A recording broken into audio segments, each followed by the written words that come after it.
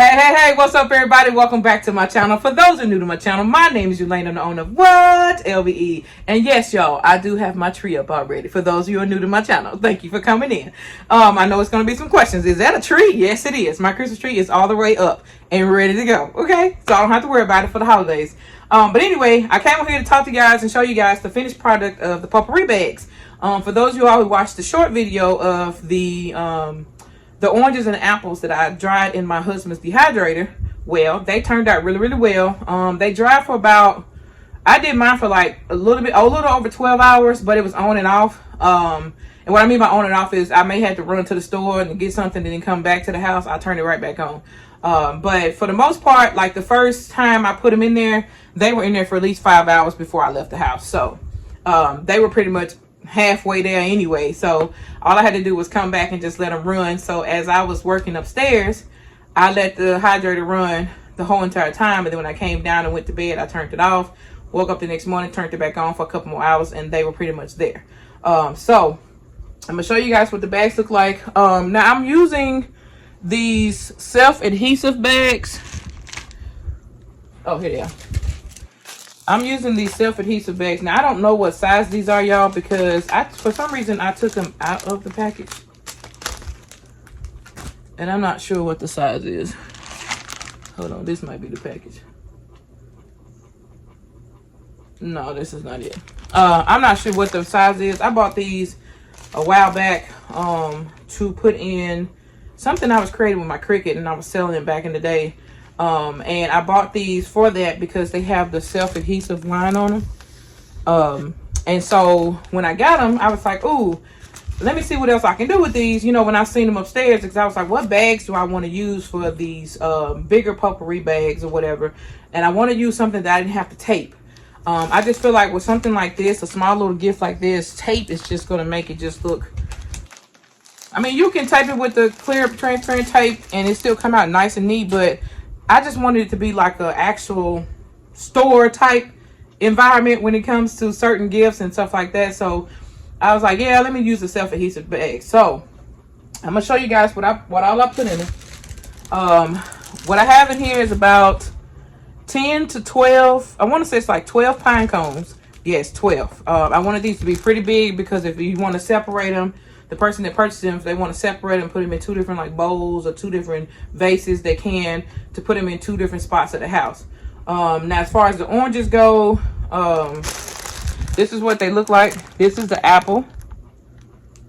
And I sprinkled, reason why the apple looks kind of dark is because I sprinkled the apple with cinnamon. I sprinkled all the apples with cinnamon. I put them in a bowl. Once I slice them up, I put them in a bowl and I like mix it up real good. And then I sprayed the cinnamon on it. Then I mixed it up real good. And then I set them all in the dehydrator. I think I cut like 6 or 7 apples. One of the apples was really bad. I had to just toss it. But I cut like 6 or 7 apples. And then like 6 or 7 oranges. And I dehydrated the apples first. And then the next day, like close to that evening, I started dehydrating the oranges. Sliced them up. I didn't put cinnamon on the oranges because I wanted the oranges to just have their own scent.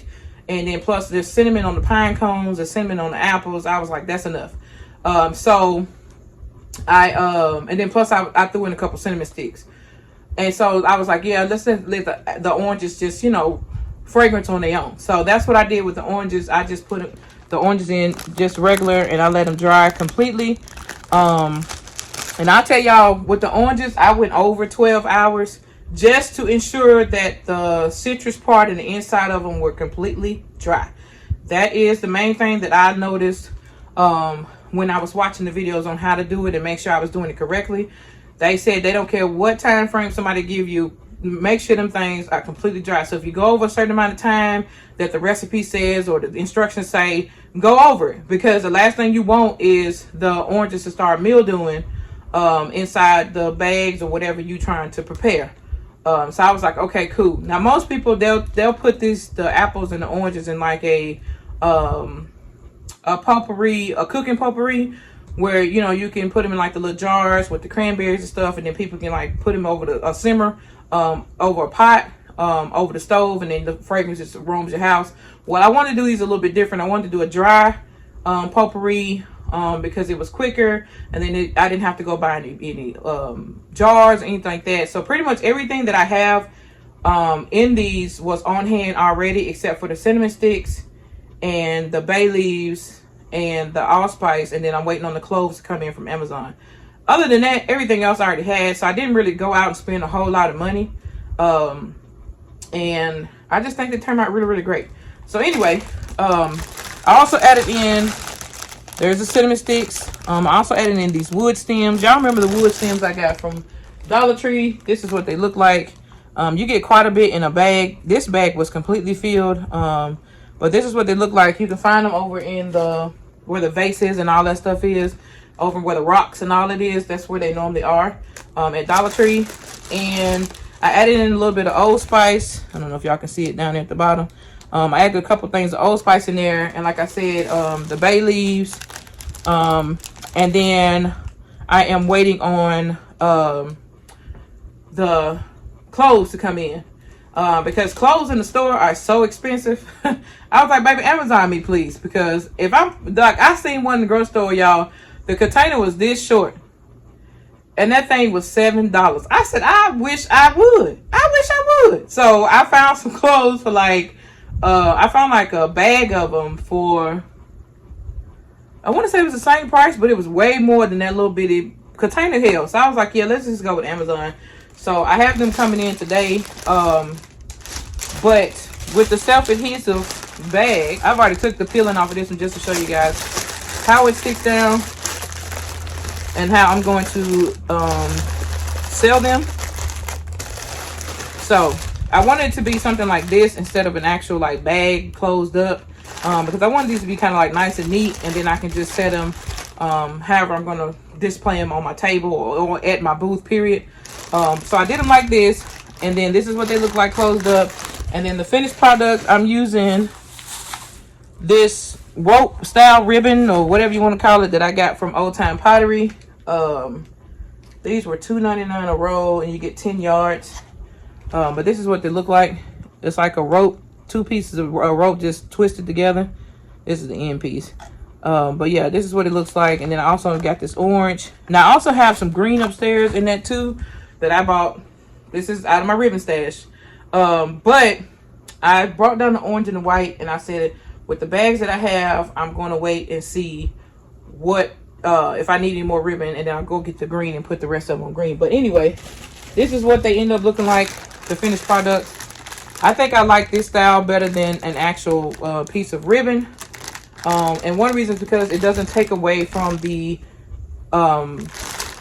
look of the actual potpourri and the enticing, you know, design of the potpourri. So I feel like it's just simple and quick and to the point, but yet it still makes a statement with this string. And what I'm going to go back in and do is take my hole puncher, I forgot to bring it down here, and poke holes like in the little empty part of the bag, probably in the top two corners, because when you put these in this bag, you can't smell nothing, like absolute nothing.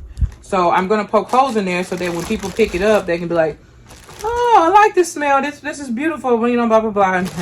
Bye. So anyway. So yeah. So that's what I have going on. And also, I just went on and bagged up pine cones just to have some bags. Now I did close these up this way. These are in my 10 by 14 bags. And this is, again, probably 12 or 13 pine cones I just stuck in the bag. These are going to be sold just like this. Most likely be like a little $5 bags. Y'all, I don't really care at this point. Because off of just a few things, I pretty much already made the $10 back. Or the $20 back for the pine cones that I spent. So I got all of those boxed up and show you guys. So I have all of these boxed up and ready to go. And then once I get done with the potpourri ones, I'm just going to basically store them in there on top just like that. That way everything is boxed up. I'm trying to get everything boxed up and ready to go, so as soon as the event, it's time for the event, we can just start taking the boxes out to the truck and loading it up. We will be using the U-Haul truck, me and my husband, because I use it to take a van, but y'all, you can't stand up in the van, and that junk be hurting my back. So I told my husband, just get another truck, honey. It's the same price. So yeah, so this is how it's gonna look. I'm gonna store them all once I get all of these done. And this is what they are. I have my production table right here in front of my TV. Y'all, when I tell y'all it is production time, like I sat here and did these last night and got them all sorted out and ready to go. All I'm doing is waiting on the some of these I went on and closed because I had to get, you know, kind of organized over here, but I can just pop them back open. But I am ready to go to throw in the cloves. I'm losing my train of thought. And then we're gonna get these sealed up and ready to go and bagged up, and then we, like I said, we're gonna put them down here. I think I made, I want to say like 12 or 14 of these. I just went until I ran out of the apples and the oranges, and that's where I stopped at. This is my little 4-foot table, honey. This is what I use when I have to do stuff downstairs. I don't feel like taking all this stuff upstairs and had to bring it right back down. That don't make no sense. So anyway, down here is I think the only thing I have left is maybe a few cinnamon sticks in here and the bay leaves. Oh, and some more of the allspice. And then I have, this is my leftover pine cones in both of these containers. These containers came from Dollar General after Christmas clearance. These were part of that deal. I paid like $1 a piece for these containers. So as you can see, I found as many as I could find. They come with their lids. So those will probably be on my table as displays, if not for props. Because these are going to be empty once I bag all of them and put them in the box. So anyway, I hope this video gave you guys some insight on some creative things you can do. Now, this is a craft fair, so I have to, even though I have baskets and stuff like that, and that is my craft, I still want to bring some DIY type stuff to this event. And also, y'all to remember that we are a gift store. Remember that we are a gift store when it comes to events. You're not just a basket table. Like, you're not just a basket atmosphere. And I'm not saying you got to go and do stuff like this, but I'm saying think outside the box. Look around and see something that you can actually create, especially if you have a Cricut machine or stuff like that. If you have like some of those Dollar General signs that say like the gather and all that stuff, throw some paint on top of them things. Print something else off on the Cricut that pertains to like the holidays. You know, put a little Christmas design on it or something, and put like or make them to a welcome sign, or do something that makes them a little bit more festive. Turn them into like Halloween, put little pumpkins or something, or fall, put little pumpkins or something on that sign, and make it do what it do. It don't take but a few seconds to put a little paint over that bad boy and print something off on your Cricut machine and design it a totally different way. And I'm not saying go out and buy anything. I'm just saying use what you have. If you have those signs just sitting there, you're like, I don't know what to do with these signs. Paint over them. Paint over the signs. It's okay. Just paint over them. And use your Cricut machine, or go get some type of vinyl transfers from like Dollar Tree or somewhere, and just design them a totally different way if you want to. If there's not something that you know that people want, design it to something else that people may want to get, may want to purchase from you and get from you. So it's just thinking outside the box. Some of the stuff that I got from Dollar General, like I got some Christmas Santa Claus photo frame, like portrait frames or whatever, y'all. I got two different sets, but they're the same kind. I'm finna put some ribbon around them things and set them things out there to sell at my booth, because I know I'm not gonna use them. They're really, really large, and I know that it's gonna be in addition to somebody's home if they want some design photos, especially with Santa Claus on them. So stuff like that, put that stuff out there, make it do what it do. I hope this video gave you guys some encouragement to step outside the box. Like I said, remember, you are a gift shop, not just a gift basket designer when it comes to your tables. So bring all types of gifts. Coffee mug gifts, DIY gifts, whatever you can come up with.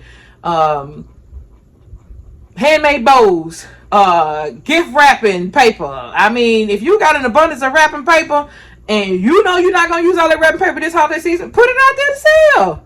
Put the wrapping paper out there. Put a price tag on it and sell the wrapping paper. It's not like it's a flea market or whatever. This is a holiday festival. So therefore, when you take wrapping paper out there, there's going to be something somebody may want to get that they can't find in the store. So put it out there. Like, make your setup a gift shop.